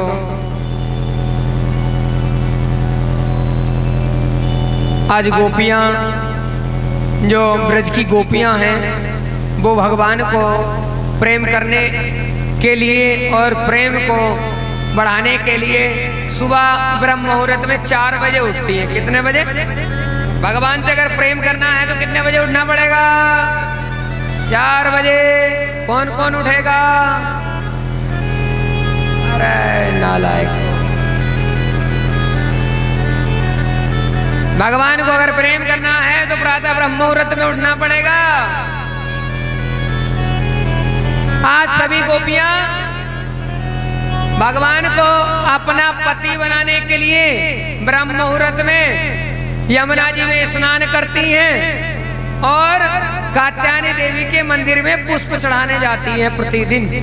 कात्यायनी देवी से वर की प्राप्ति मांगने के लिए व्रत रखती है। भगवान को यह बात अच्छी नहीं लगी। भगवान को यह बात अच्छी नहीं लगी। आज भगवान थोड़ा ध्यान से सुनो, क्यों नहीं लगी? कारण है इसमें। क्योंकि वो कन्याएं यमुना जी में जाती थी और यमुना जी में जाकर के नग्न निवस्त्र होकर के स्नान किया करती थी। कभी कभी आपने सुना होगा, कुछ लोग हमारे धर्म के देवी देवताओं को, बाबूजी, हमारे धर्म के देवी देवताओं को कुछ लोग यूं कहते हैं, अरे हाँ कैसा था कन्हैया, गोपियों का चीर चुराता था। कहते हैं ना, बुरा बोलते हैं, क्योंकि उन्हें पता नहीं है। कुछ लोगों को यहाँ भी नहीं पता, इक्का दुक्का बैठा होगा जिसको पता होगा, लेकिन कुछ को नहीं पता। कहते हैं बिना जाने पहचाने किसी के ऊपर टिप्पणी नहीं बनानी चाहिए। जब किसी बात को आप जानते नहीं हो तो टिप्पणी नहीं बनानी चाहिए। थोड़ा ध्यान दें। एक रेल है, एक रेल है। रेल के सामने वाली जो अंदर डिब्बे में सीट है, उस पर एक माँ, एक बाप और एक बेटा बैठा हुआ है। 20 वर्ष का बेटा है, जवान हष्ट-पुष्ट, और उसके सामने आप जैसे, उसी सीट के सामने आप जैसे और लोग बैठे हुए हैं। लेकिन जैसे खिड़की में को वो बेटा झांकता ना तो वो कहता माँ बादल, माँ पेड़, माँ ये कौन है, माँ ये क्या है। जैसे कुछ दिखने को मिलता था वो ऐसा करता था जैसे उसने कभी नहीं देखा। तो सामने वाली सीट पर जो मानो बाबा बैठे हुए थे उन्होंने कहा उस मैया से, बोले ए मैया, अरे इसका इलाज क्यों नहीं कराते हो, ये पागल है क्या, बार बार कैसे कर रहा है जैसे इसने कभी पेड़ नहीं देखे हो, बार बार कैसे कर रहा है जैसे कभी गाय नहीं देखी हो, बार बार ऐसे कर रहा है जैसे इसने कुछ मनुष्य नहीं देखे हो, बादल नहीं देखे हो। उस माँ ने कहा अरे इसका इलाज कराओ कहीं अच्छे डॉक्टर के साथ पास ले जा करके। तो उस माँ ने कहा बाबूजी हाँ इसने आज पहली बार पेड़ देखा है, हाँ इसने पहली बार आज बादल देखा है और हम इसका इलाज ही करा के ला रहे हैं। ये 20 वर्ष से अंधा था, आज ही हमने इसके नेत्रों का इलाज कराया है, आज इसे दिखना शुरू हुआ है, इसलिए आज पहली बार देख करके ये आश्चर्य कर रहा है कि ये बादल क्या है, ये पेड़ क्या है। अगर वो माँ उसे नहीं बताती तो वो अपने गांव शहर में जाकर के कहते हमने एक 20 वर्ष का बालक देखा जो ऐसे कर रहा था जैसे कभी कुछ देखा नहीं हो। तो बिना जाने पहचाने टिप्पणी नहीं बनानी चाहिए। भगवान ने 5.5 वर्ष की आयु में, कितने वर्ष के हुए भगवान, 5.5 वर्ष के, आज कदम के वृक्ष पर चढ़ गए। गोपियां निवस्त्र होकर के स्नान करने लगी नग्न अवस्था में, भगवान ने उनके वस्त्रों को उठाया और कदम के वृक्ष पर चढ़ गए। आज गोपियों ने देखा कि अरे वस्त्र तो है ही नहीं, हम अब क्या पहने। अरे इधर उधर देखा तो देखा कदम के वृक्ष पे भगवान बाल कृष्ण उन वस्त्रों को लिए बैठे हैं। अच्छा एक बात बताओ, भगवान को वृंदावन में जहां ग्वालों के पास में वो रहते थे, कोई भगवान मानता था उन्हें? कोई नहीं मानता था, कोई उन्हें भगवान नहीं मानता था। इसीलिए यहाँ हम कथा कर रहे हैं तो हमें कोई गुरुजी थोड़ी मानेगा। जहाँ रहते हैं वहाँ कोई भगवान नहीं मानता था उन्हें सब प्रेम करते थे, उन्हें सब ग्वालों की ही दृष्टि से देखा करते थे। बोले कन्हैया यह बात अच्छी नहीं है, हमारे वस्त्र को दे दो। बोले कहाँ है वस्त्र? कन्हैया बोले कहाँ है वस्त्र? बोले ये नहीं है लाल पीले हरे। बोले ये जो कदम के फूल हैं, वस्त्र कहाँ? हमें तो दिखाई देना आ रहा है, ये तो फूल दिखाई दे रहे हैं। हाय हाय। गोपियों ने कहा कन्हैया तंग मत करो। कन्हैया ने कहा हाथ जोड़ करके गंगा जी में एक संकल्प लो, आज के बाद कभी भी नग्न परिस्थिति में यमुना जी अर्थात गंगा जी में कोई भी स्त्री स्नान नहीं करेगी। क्यों? गंगा जी में कौन से देवता का वास है? वरुण। कौन से देवता का वास है? वरुण देवता का वास है। और नग्न नहाने से वरुण देवता को दोष लग जाता है, वरुण देवता को बुरा लगता है। इसीलिए नग्न परिस्थिति में स्नान नहीं करना चाहिए। उनके मोह को, उनके वहम को, ब्रह्म को दूर करने के लिए ये लीला भगवान ने आज की संकल्प लिया, कन्हैया आज के बाद कभी भी नग्न अवस्था में स्नान नहीं करेंगे। भगवान ने कहा एक एक निकल जाओ और वस्त्र लेते चले जाओ। बोल बाल कृष्ण भगवान की। आइएगा, थोड़ा समय का अभाव है। पंचम दिवस की कथा गोवर्धन महाराज की ओर जा रही है। कहते हैं भक्तों, आगे आदरणीय श्री सुखदेव जी महाराज बड़ा सुंदर वर्णन करते हैं। कहते हैं उस वृंदावन की पवित्र भूमि को सब प्रणाम करते हैं और वृंदावन में जाकर के ही भगवान वास करते हैं और वहीं ज्यादा भक्ति भाव क्यों है? पहली बात तो ये है कि संपूर्ण सृष्टि अलग है। वृंदावन भगवान का घर है। क्या है? भगवान का घर। कहते हैं प्रयाग को सब स्थानों का राजा बना दिया। किसे बनाया? प्रयाग को सब स्थानों का राजा बना दिया और प्रयाग सबसे कर लेने लगा। बोले लाओ कर। एक दिन वृंदावन पहुंच गया, बोले कर लाओ। वृंदावन कहने लगा हम क्यों कर दे? प्रयाग गया, भगवान के स्थानों का राजा बना दिया, तो ये वृंदावन कर क्यों नहीं देता है? तो भगवान ने कहा प्रयाग जरा ध्यान से सुनो, हमने आपको सब स्थानों का राजा बनाया है, लेकिन अपने घर का राजा थोड़ी बना दिया है। अपने घर का राजा थोड़ी बना दिया है। कहते हैं वृंदावन भगवान का घर है और वृंदावन की जो पवित्र भूमि है उस मिट्टी को सब तिलक भी करते हैं। क्यों? क्योंकि उस ब्रज भूमि को ही भगवान ने चखा है, भगवान ने उसे ग्रहण किया है, मिट्टी को खाया है, इसीलिए उस ब्रज को सब प्रणाम करते हैं। उसी ब्रज में यमुना जी हैं। आइएगा, सुखदेव जी महाराज कहते हैं 84 कोस के ब्रज भूमंडल में साक्षात भगवान का जो स्वरूप है वो गोवर्धन है, गिरिराज है। और दक्षिणी भारत में तिरुपति बाला जी साक्षात है। बोल बालाजी महाराज की, बोल श्री गिरिराज महाराज की। आइएगा, बड़ी सुंदर कथा में प्रवेश करें। गिरिराज महाराज को क्यों माना जाता है, क्यों पूजा जाता है? कहते हैं गिरिराज महाराज आज वृंदावन में इंद्र की पूजा होने के लिए जा रही है। इंद्र की पूजा क्यों कर रहे हैं? इंद्र की पूजा इसलिए कर रहे हैं भैया जी, क्योंकि इंद्र वर्षा करता है और जब वर्षा होती है तो ब्रज में खेती अच्छी होती है। इंद्र वर्षा नहीं करेंगे तो खेती अच्छी नहीं होगी।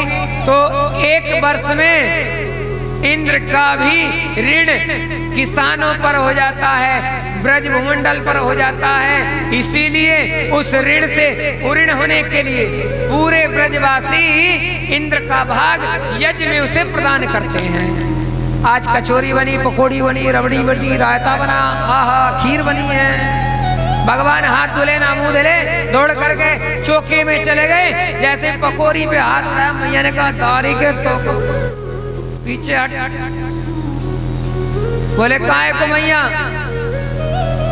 बोले कन्हैया ये पकौड़ी कचौरी पूजवे के ताई बनी, तो के ताई थोड़ी बनी। कन्हैया जिद करने लगे, रोने लगे और माँ डांट दे बालक को, तो किसके पास जाता है बालक? फिर पिता। किसके पास? पिता। बाबा बाबा बाबा, मैया ने मुँह को पकौड़ी ना दी। अब बाबा को देखा तो वहां मिश्रण हो रहा है, तिल जौ घी सामग्री।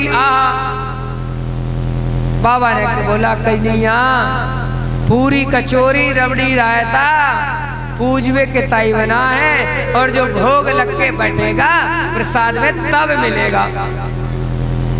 भगवान ने कहा किसकी पूजा? बोले इंद्र की। बोले इंद्र की? एक इंद्र ही ऐसा है जिसकी कहीं पूजा नहीं होती, लेकिन ब्रज में पूजा करते थे। क्यों? अच्छा एक बात बताओ, जिसके पास चरित्र नहीं है, जिसके पास चरित्र नहीं है, क्या उसकी कभी पूजा होती है?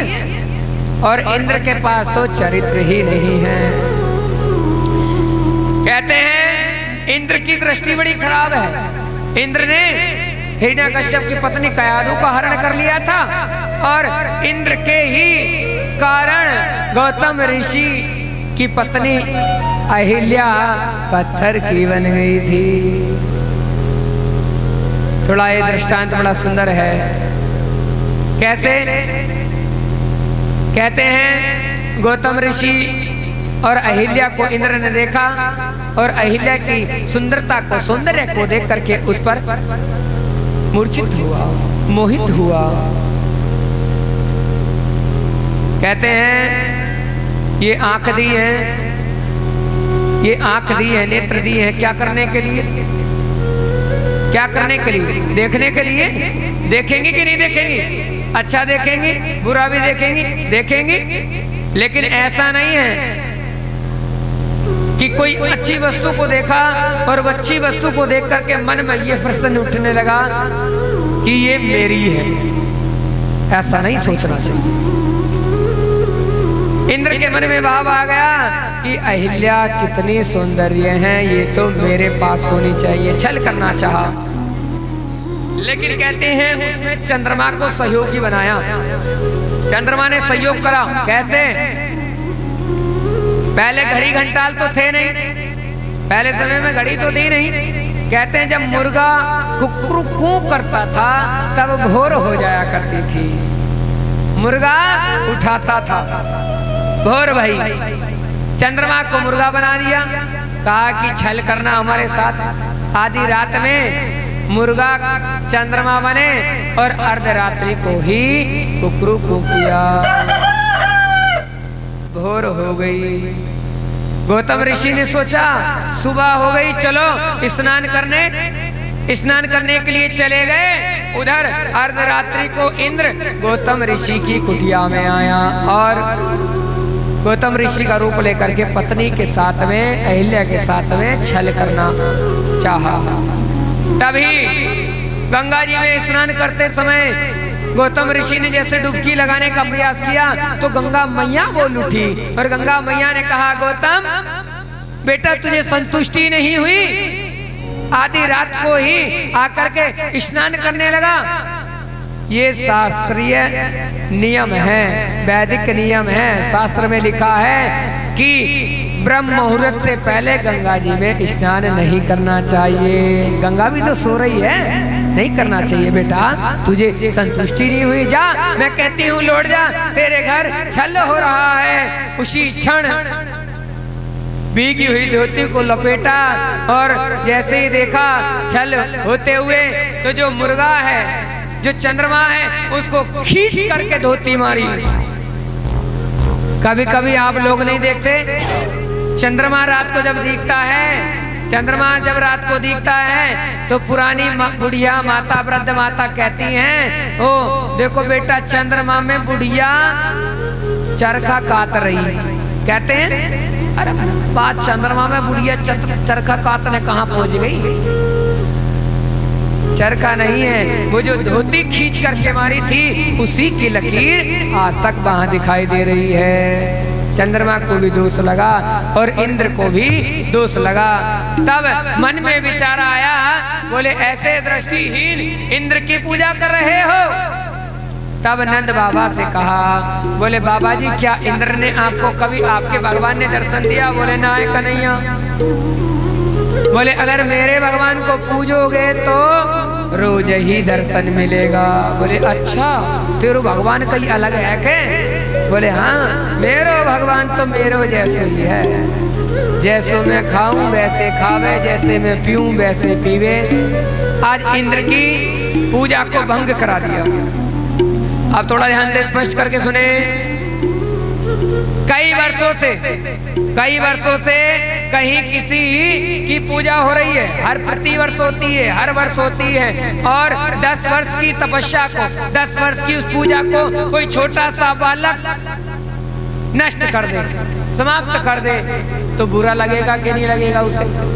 मान लीजिएगा आप लोगों की 10 वर्ष से यहाँ प्रतिष्ठा चल रही है, पूजा चल रही है, और आज आपकी कोई बालक आकर के उस पूजा को भ्रष्ट कर दे, नष्ट कर दे, समाप्त। बोले नहीं इनकी पूजा नहीं होनी चाहिए, तो बुरा लगेगा। इंद्र को अभिमान हुआ और इंद्र को अभिमान के कारण मेघ को भेजा। किसको? मेघ, जो वर्षा करते हैं, मेघ, बादल, मेघों को भेजा।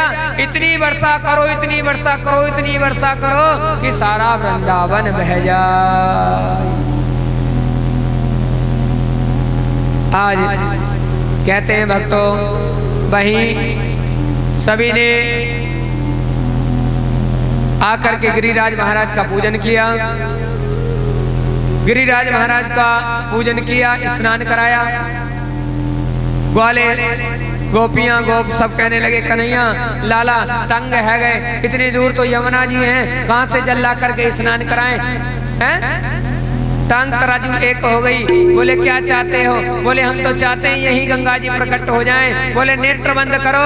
भगवान ने नेत्र बंद कराए, अपने मन से मानसी गंगा को प्रकट किया। बोल मानसी गंगा मैया की। मानसी गंगा प्रकट हुई और उससे सभी ने स्नान कराया। और स्नान के बाद आज सभी ने गिरिराज महाराज के दर्शन किए। भगवान ने अपने चित्र छाया से एक बालक को प्रकट किया और उसी बालक को भगवान मान करके सबने भोग लगाया। रबड़ी, रायता, कचौरी, पकौड़ी, केले, मिष्ठान सब खिला रहे हैं। तनसुख मधुमंगल श्री दामा ने कहा, बोले कन्हैया तेरो भगवान कतई भूखो ही थे क्या? है कुछ छोड़ो को प्रसादी के लिए ना है? बोले हाँ आज छोड़ेंगे। कहते हैं भोग लगाने के बाद में जो प्रसाद बचा वो सभी भक्तों ने ग्रहण किया। आइएगा, इस तरह से आज गिरिराज महाराज का पूजन हुआ। बोल गिरिराज महाराज की। घनघोर वर्षा छाने लगी। भगवान ने उसी गिरिराज महाराज साथ को उसके पर्वत को अपनी उंगली पर, छोटी सी उंगली पर भगवान ने उठाया है। तभी सभी ग्वाल वालों को आश्चर्य हुआ। पत्रोसो कन्हैया, पत्रोसी उंगलिया, इतने बड़े गिरिराज महाराज को उठा लिया। तब गिरिराज जो आपका माखन चुरा चुरा करके खाया है उसका बल बढ़ा। कुछ आप ग्वालों ने सहायता की, कुछ राधा जी की कृपा हुई, तब मैंने इस गिरिराज महाराज को उठाया है। 7 दिन तक घनघोर वर्षा हुई। गिरिराज महाराज को वहां विराजित किया। इंद्र का अभिमान दूर किया। इंद्र ने देखा ये कोई मामूली बालक नहीं है, ये तो साक्षात पूर्ण ब्रह्म परमात्मा है। इंद्र महाराज आए, भगवान के चरण पकड़ लिए। आइएगा, आज की कथा को यही विश्राम करते हैं, समय का अभाव है थोड़ा। और सभी गिरिराज महाराज का पूजन करेंगे और गिरिराज महाराज की परिक्रमा करेंगे। ओम हरिओम मां चंद्रमा मन सुजातो तताक्षो अजायता श्रोतारद्वा यस्य प्राण मुखार्ध अग्निर अजायतः। दीप ज्योति परम ब्रह्म दीप ज्योति जनार्दनम हरतु मे पापम शांत दीप नमस्तुते शुभम करोतु कल्याणम आरोग्यम सुख संप्रदम शत्रु बुद्धि विनाशम दीप ज्योति नमस्तुते। थोड़ा फूल, चावल और रोली का तिलक भी करें। रोली का तिलक करें पंडित जी, फूल चावल चढ़वाएं।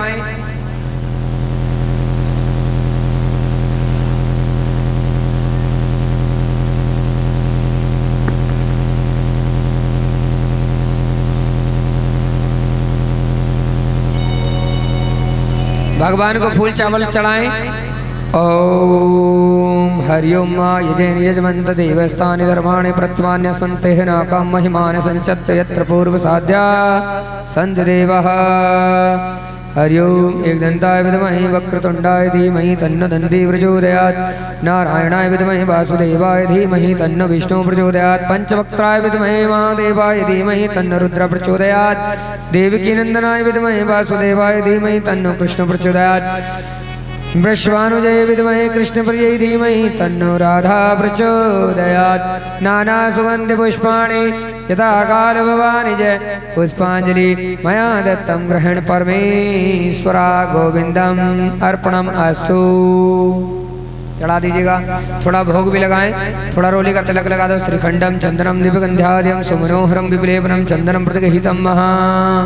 ओम हरिओम महानाभ्यासिदंत्रक्षिष्णो घोषंवर्धनम पृथ्व्यां भूमि दृशा श्रोता तथा लोकान् अकलभयन्नातोद्यं वस्तु गोविन्दं तोभ्यमेव समर्पया।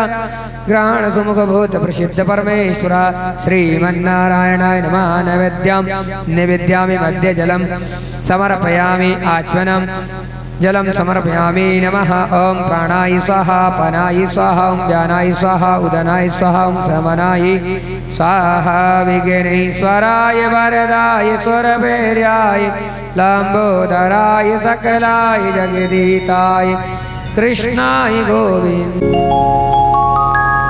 चढ़ा दीजिएगा, भगवान को भोग लगा दीजिएगा। श्रद्धा अनुसार दक्षिणा भी रखिएगा, है ना भाई।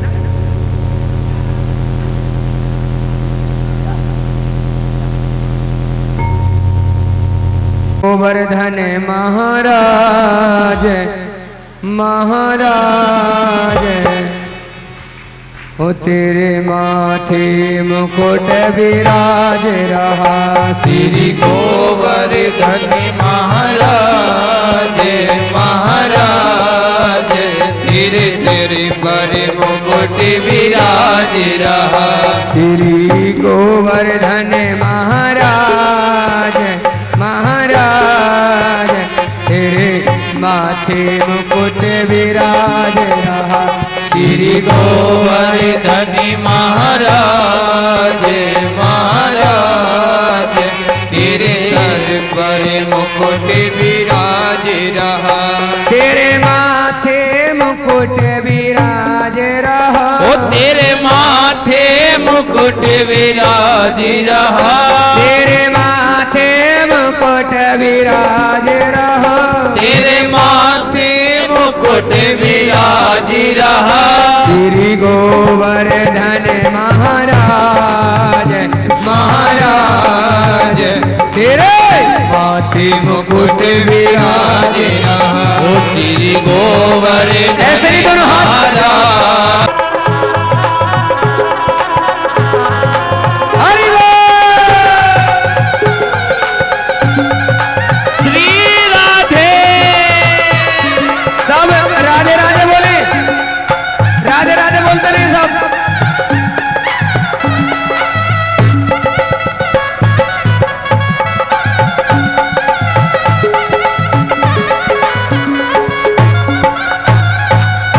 तो पे पानी चढ़े तो पे फूल चढ़े। तो पे पानी चढ़े तो पे फूल चढ़े। तो पे पानी चढ़े तो पे फूल चढ़े। तो पे पानी चढ़े तो पे फूल चढ़े। और चढ़े दूध की धार ओ धार तेरे माथे मुकुट विराज रहो। ओ श्री गोवर्धन महाराज महाराज तेरे माथे मुकुट विराज रहा। हरि बोल।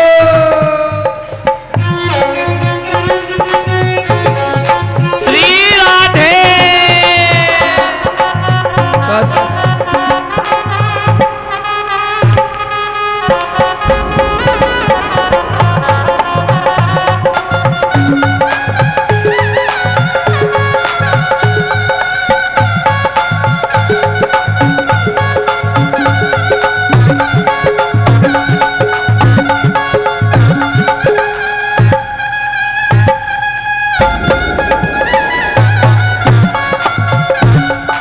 हरि बोल।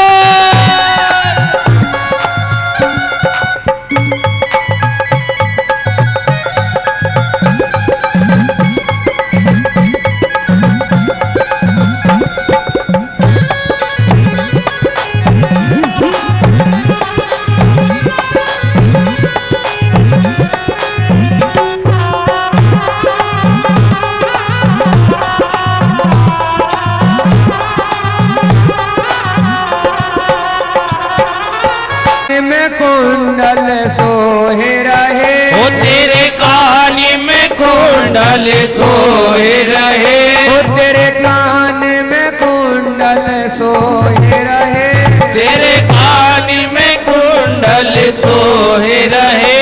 तेरे कानों में कुंडल सोहे रहे। ओ तेरे कानों में कुंडल सोए रहे। तेरी ठोड़ी पे ओ तेरी ठोड़ी पे हीरा लाल ओ लाल तेरे माथे मुकुट विराज रहा। ओ श्री गोवर्धन महाराज महाराज तेरे माथे मुकुट विराज रहा। ऐसे नहीं दोनों हाथ उठा के भाव की तारियों की सेवा करते हुए श्री राधे।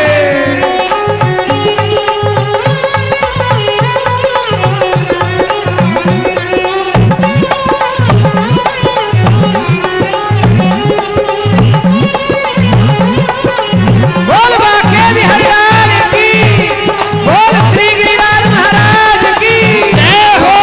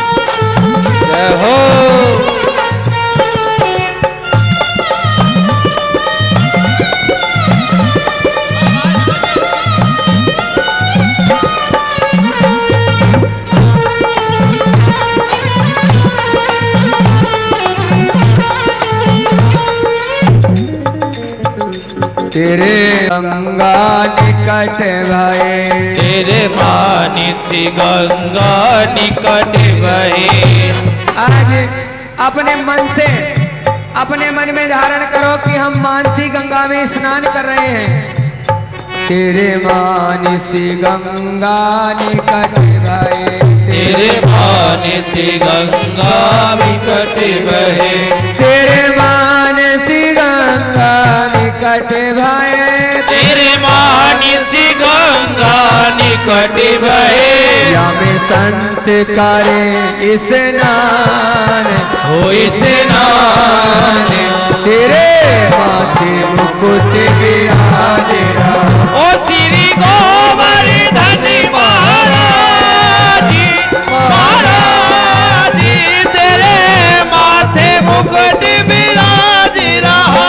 ओ श्री गोवर्धन महाराज, महाराज ओ तेरे माथे मुकुट विराज रहा।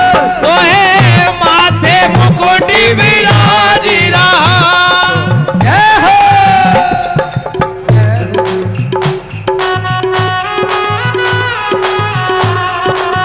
सभी आनंद ले।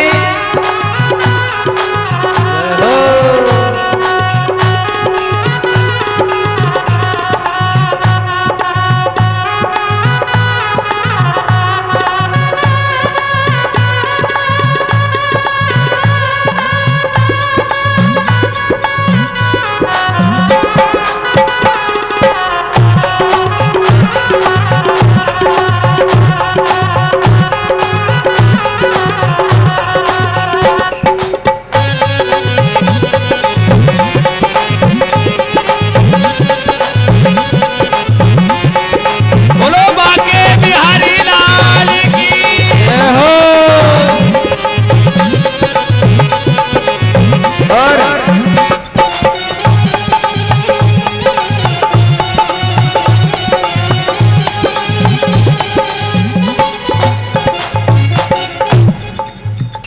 तेरी परिक्रमा, तेरी सात कोस की परिक्रमा, तेरी सात कोस की परिक्रमा, तेरी सात कोस की परिक्रमा, तेरी सात कोस की परिक्रमा, तेरी सात कोस की परिक्रमा। और चकलेश्वर विश्राम, विश्राम, तेरे माथे मुकुट विराज रहा। श्री गोवर्धन महाराज, महाराज तेरे माथे मुकुट विराज रहा। एक बार दोनों हाथ उठाएं। और जब से सावरे ने, जब से सावरे ने पकड़ा मेरा हाथ, हो गई जी मेरी बल्ले बल्ले। जब से सावरे ने पकड़ा मेरा हाथ, हो गई जी मेरी बल्ले बल्ले। बल्ले बल्ले जी मेरी बल्ले बल्ले, ओ बल्ले बल्ले जी मेरी बल्ले बल्ले। बल्ले बल्ले जी मेरी बल्ले बल्ले। ओ बल्ले बल्ले जी मेरी बल्ले बल्ले। ऐसे नहीं दोनों हाथ उठा के। और जब से सावरे ने, जब से सावरे ने, जब से सावरे ने पकड़ा मेरा हाथ, हो गई जी मेरी बल्ले बल्ले। सावरे ने पकड़ा मेरा हाथ, हो गई मेरी बल्ले बल्ले। बल्ले बल्ले जी मेरी बल्ले बल्ले। ओ बल्ले बल्ले जी मेरी बल्ले बल्ले। बल्ले बल्ले जी मेरी बल्ले बल्ले। ओ बल्ले बल्ले जी मेरी बल्ले बल्ले। जब से सावरे ने, जब से सावरे ने, जब से सावरे ने पकड़ा मेरा हाथ, हो गई जी मेरी बल्ले